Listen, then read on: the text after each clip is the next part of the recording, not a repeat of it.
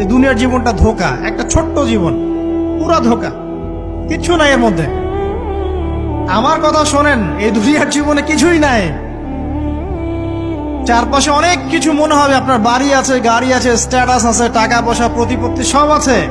আদতে আপনি একা, আদতে আপনাকে একাই কবরে যাওয়া লাগবে, একাই আল্লাহর সাথে হিসেব নিকাশ দিতে হবে। কেউ নাই সাথে, আমাদের সাথে কেউ নাই। কিন্তু আপনি মনে করছেন যে সেলিব্রিটিজম, বড় আমি পলিটিক্যাল নেতা হয়েছি, আমাকে সবাই চেনে, আমি ইকোনমিক সেক্টরে লিড দেই, রাষ্ট্রকে লিড দেই, আমি ধর্মতাত্ত্বিক ক্ষেত্রে লিড দেই, আমাকে দেখলে মানুষ বাহবা দেয়, ইত্যাদি ইত্যাদি।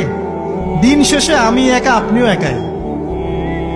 আমাকেও একাই যেতে হবে, আপনাকেও একাই যেতে হবে।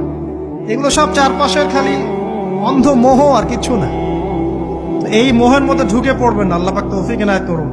নবী সাল্লাল্লাহু আলাইহি ওয়াসাল্লাম বারবার বলতেন, আল্লাহুম্মা ইন্নী আউযু বিকা মিন ফিতনাতিদ দুনিয়া, বলতেন না?